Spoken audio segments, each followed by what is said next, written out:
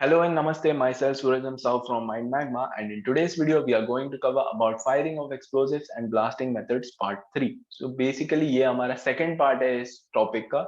So इस part में हम लोग क्या क्या cover करने वाले हैं. हम इस part में हम blown out shot, फिर इनकम्प्लीट डिटोनेशन, इनकम्प्लीट डिटोनेटर्स के रेमेडीज और कॉन्सिक्वेंसेस क्या होते हैं, इस चीज के बारे में हम स्टडी करेंगे. So let's start with this video.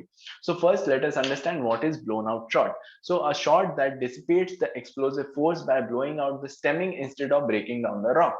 So basically होता क्या है कि जब भी हम कोई चार्जिंग कर रहे हैं हम एक्सप्लोसिव का, तो उसके बाद हम स्टेमिंग करते हैं. स्टेमिंग क्या होता है? बेसिकली हम ऊपर से एक क्ले और सैंड का मिक्सचर डाल रहे हैं जो कि 1:4 रेशियो में होता है, जैसा कि हमने लास्ट वीडियो में देखा था. उसमें क्या होता है, उसको हम स्टेम करते हैं. अगर हमारा प्रॉपर स्टेमिंग नहीं हुआ, हम स्टेमिंग बेसिकली क्यों करते हैं? स्टेमिंग बेसिकली इसलिए करते हैं कि जो हमारा एक्सप्लोजन होगा, तो एक्सप्लोजन की वजह से जो होल हमने बनाया उसी के थ्रू वो एनर्जी बाहर ना आए, वो वहां पे सील डाउन हो जाए और उसका जो इम्पैक्ट है एक्सप्लोजन का वो हमारे साइड रॉक्स को ब्रेक करे. तो ब्लोन आउट शॉट में बेसिकली क्या होता है कि अगर हमारी स्टेमिंग अच्छे से नहीं हो रही है यहाँ पे, तो इसकी जगह पे क्या होता है कि वो जो स्टेमिंग को ब्रेक करके हमारा जो एक्सप्लोजन है वो बाहर आ जाता है, जिसको हम ब्लोन आउट बोलते हैं. तो ये होता है basically meaning of a blown out shot. So इसके कॉज क्या क्या होते हैं? तो इसके कॉज बेसिकली हो गया हमारा इनसफिशिएंट स्टेमिंग, जैसा कि मैंने बताया. अगर हमारा स्टेमिंग अच्छे से नहीं हुआ है तो फिर ब्लोन आउट शॉट हो सकता है. Second is over charging with explosive, मतलब जैसा होल हमने बना रखा है ड्रिल होल, उसके अकॉर्डिंग अगर हमने चार्जिंग नहीं किया है, अगर हमने उससे ज्यादा चार्ज कर दिया है, ज्यादा एक्सप्लोसिव भर दिए हैं, तो उसके भी ब्लोन आउट शॉट हो सकता है.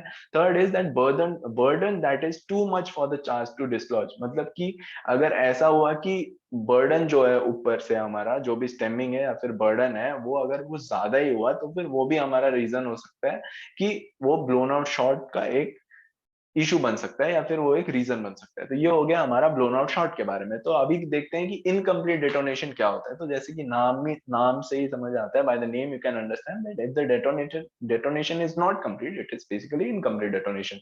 सो एक बार पढ़ते हैं. तो a situation in which the blast failed to cause total failure of the rock due to insufficient explosive for the amount of burden, also called shotgunning, and this condition is called as incomplete detonation of the explosive. So basically what it's saying is that कि अगर जो हमारा blasting हम plan कर रहे हैं वो blast fail कर जा रहा है या फिर टोटल फेल कर जा रहा है रॉक को ब्रेक करने के लिए because of insufficient of explosive, मतलब कि एक्सप्लोसिव्स की कमी की वजह से अगर जो भी ब्रेक है हमारा रॉक को हम जो तोड़ने की कोशिश कर रहे हैं वो फेल हो जा रहा है, तो उसको हम लोग इन कंप्लीट डेटोनेशन बोलते हैं. मतलब जो काम हम एक्सपेक्ट कर रहे हैं वो करने के लिए अगर वो नहीं हो रहा है तो उसको हम इनकम्प्लीट डेटोनेशन का नाम बोलते हैं. तो ये हो गया हमारा इनकम्प्लीट डेटोनेशन का एक काइंड ऑफ डेफिनेशन. सो अभी देखते हैं कि इनकम्प्लीट डेटोनेशन के रेमेडीज क्या होते हैं. इनकम्प्लीट डेटोनेशन हो गया तो ये चीज ना हो, तो उसके वजह से हम उसके लिए हम क्या क्या कर सकते हैं. तो पहला चीज, first thing is that choose proper oxygen balanced explosives. तो अगर हम अच्छे एक्सप्लोसिव जो कि ऑक्सीजन बैलेंस्ड है उनको यूज कर रहे हैं तो फिर इनकम्प्लीट डेटोनेशन नहीं होगा. ये हो गया हमारा first. And second is that make sure that the hole is completely dry before charging, मतलब जबकि हम चार्ज कर रहे हैं, जब भी हमारा होल बन चुका है और उसके अंदर हम एक्सप्लोसिव्स भर के उसको चार्ज कर रहे हैं, तो उस टाइम हमको ये मेक श्योर करना है कि जो होल है वो कंप्लीटली ड्राई है. तो ये हो गया हमारे दो रेमेडी. पहला हो गया हमें proper balance oxygen balance explosive लेने हैं, और दूसरा हो गया कि हमारा जो होल है वो कंप्लीटली ड्राई होना चाहिए. ये हो गए हमारे दो रेमेडीज. नेक्स्ट है कि कॉन्सिक्वेंसेस क्या होते हैं अपने इनकम्प्लीट डेटोनेशन के. कॉन्सिक्वेंसेस मतलब कि इम्पैक्ट क्या क्या हो सकते हैं या फिर इसके वजह से क्या क्या प्रॉब्लम्स आ सकती हैं.